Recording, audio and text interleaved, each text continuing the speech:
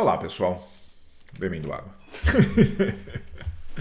Aqui é um vídeo atrás do outro aqui, ó, pauleira. Mas vamos lá. Aproveitando o que foi falado nos dois últimos vídeos, tanto sobre a questão do diálogo entre religiosos e ateus e sobre a questão das áreas de conhecimentos tratadas, quando eu falei da ciência, né, da religião e ciência, vamos começar esse tema, que é religiosidade e o dia a dia, né? Religiosidade e o dia a dia. Não, vamos trocar para religiosidade no dia a dia. Pronto. Então, trocado está. Esse assunto desse vídeo vai ser como eu encaro a minha religiosidade. Ok? Por quê? Porque daí eu consigo explicar como isso está presente daí no dia a dia em determinadas situações. Então, o ponto central agora desse vídeo vai ser esse. Eu acho que o primeiro ponto, e por que eu faço o link com aqueles dois vídeos, é que eu vejo a religião não como uma área de conhecimento única. Eu acho que ela é um fenômeno que é formado por diversas áreas de conhecimento. Como assim? Eu acho que engloba a mitologia, engloba as linguagens não verbais ou linguagens artísticas religiosas, seus símbolos, ícones e etc. Engloba um sistema de pensamento estruturado através de lógicas que às vezes estão fechados no seu sistema ou às vezes buscam uma abertura do sistema. Então tem a parte filosófica, tá? E em vários aspectos, bastante especulativa, né? Porque trata muitas vezes de temas que nós não temos um contato tão direto, tão objetivo, ok? Então, esse eu acho que é o resumo de como eu encaro minha religiosidade, tá? Então, esse é meio que o resumo. Por quê? Porque há aspectos que são filosóficos, e eu vou tratar dessa maneira, e eu tento tratar dessa maneira. Há aspectos que são de crenças, e eu tento tratar dessa maneira. Tá, mas e se alguém fala assim, sua crença é uma mentira? É crença, pô. É crença. Eu acredito. Ponto. E é isso. Sabe, não tem muito o que fazer. Tem. Mas aí você pode chegar num ponto que você vai ver que é mentira de verdade. É mentira porque tem como provar que. Aí eu abandono aquilo. Ou, mesmo, como eu disse anteriormente, que isso doa, eu abandono aquilo. Eu vou me largando aquilo para adotar uma perspectiva mais próxima da realidade, da verdade. Então isso faz parte também. Tá? Mas, por exemplo, uma crença que eu tenho, que o ser humano não é o único ser inteligente aqui no mundo. Tá? Talvez seja no mundo humano, mas né, há outras formas, tipos de inteligência aqui mesmo no planeta Terra. Mas os golfinhos, os corvos, eles são muito inteligentes. Então, viu? Tem tipos de inteligências também. O ser humano ele vai ter outras características além da inteligência que o torna capaz de fazer coisas muito impressionantes. O que também diferencia. E ok. Saca? E ok. Mas eu acho sim, por exemplo, que possam existir outros seres de outros mundos. Alienígenas? Não necessariamente. Não necessariamente. Às vezes, anjos, demônios, eu não gosto muito desses termos, desses dois termos, porque eu acho eles muito limitantes, mas isso eu vou tratar em outro momento, tá? Mas devas, celestiais, como diz no budismo, pode existir. Então você cultua? Não. Eles existirem não quer dizer que eu preciso cultuar. Mas eles são mais poderosos. Isso não quer dizer que eu preciso cultuar. Porque o lance central é: eles conseguiram resolver o problema do sofrimento? Não. Então, logo, eles estão na mesma situação que eu. Saca? Então, pra mim, isso tem. Mas eles têm muitos prazeres, então eles não têm sofrimento. Se fosse só dor o problema do mundo, ai que delícia, seria tão fácil, mas não é. Existem diversas questões que são sofrimento. Sofrimento, ele tem diversas especificidades, diferentes manifestações de sofrimentos, então não rola, não rola, tá? Ah, mas isso daí você encara dessa maneira, então você não tem fé. Então, não sei o que é fé nesse quesito, tá? Vamos pegar a ideia de fé, por exemplo, do crer por crer. Isso é fé? Ok, pode até ser. Mas eu prefiro daí o termo Shraddha, do sânscrito, que é traduzido como fé, dentro do budismo, que ela tem diferentes níveis de desenvolvimento de fé. Você tem a fé do crer por crer, porque são assuntos ou são... vamos lá. É o crer por crer. Ou por causa do assunto, que é um assunto de especulação em relação a algo inefável, por exemplo, que está para além da linguagem. Ou seja, é especulativo pra caramba, então você tem fé que exista algo para além da linguagem, né? E você especula sobre aquilo, tá?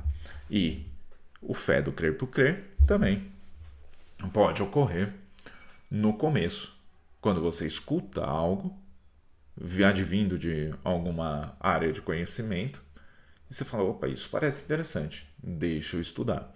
Quando você vai estudando isso, você vai construindo conhecimentos relacionados àqueles tópicos e que vai gerando um outro tipo de fé.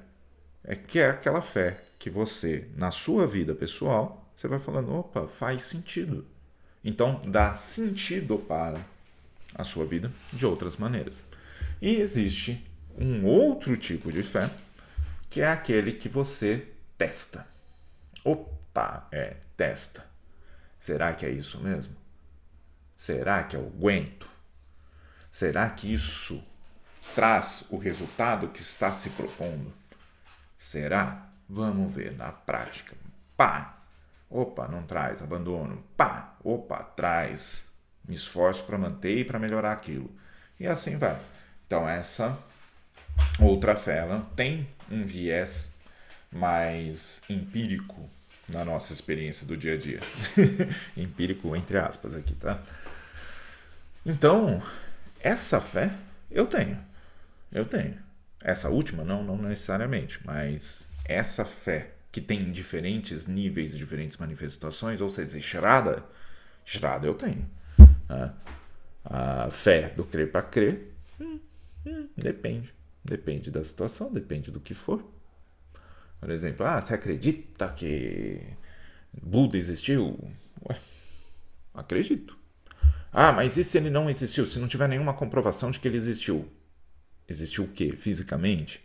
Beleza, se ele não existiu fisicamente, aí nós temos uma outra questão, que é o personagem criado e a influência que esse personagem, que um grupo cultural desenvolveu, teve no desenvolvimento de um sistema de pensamento. Ok, também. Tá, pra mim tá tranquilo.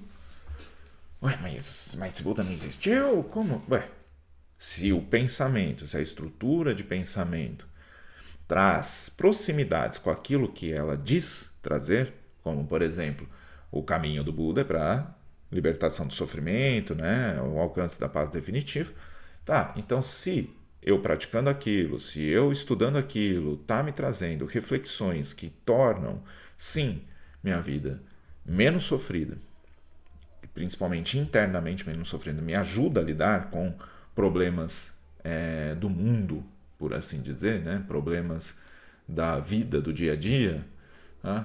Então, para mim, tá próximo daquilo que se propôs. Então, tá ok. Então, eu continuo, né? E cada vez melhora.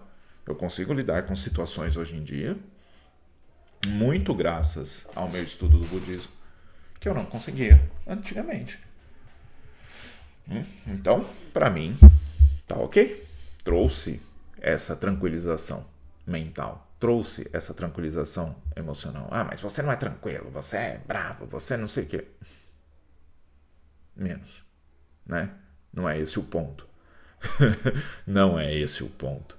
O ponto é que dentro desse processo, desse fluxo de processo que eu denomino como Max, ou seja, que eu boto a nomenclatura de eu, houve mudanças. Houve mudanças que eu, em minha experiência, considero positivas. Né?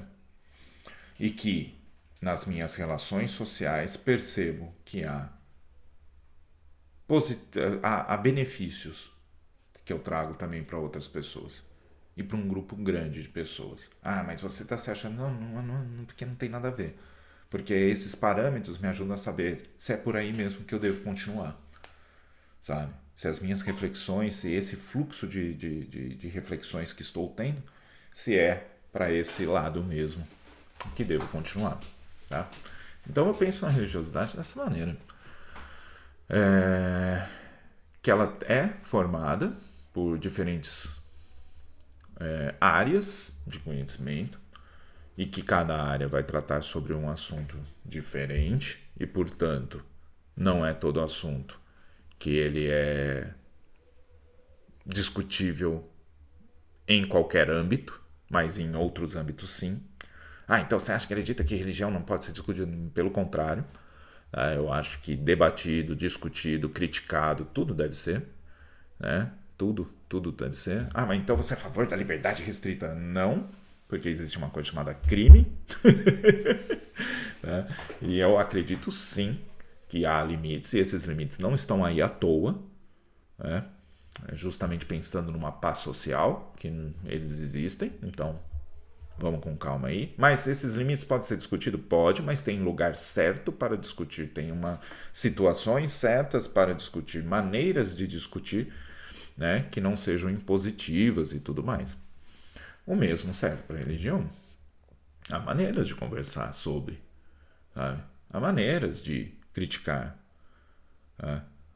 Mas tem que criticar, pode ser... Nossa, até fugiu aquela palavra. Irônico. São formas de você usar. Então não vejo como problema.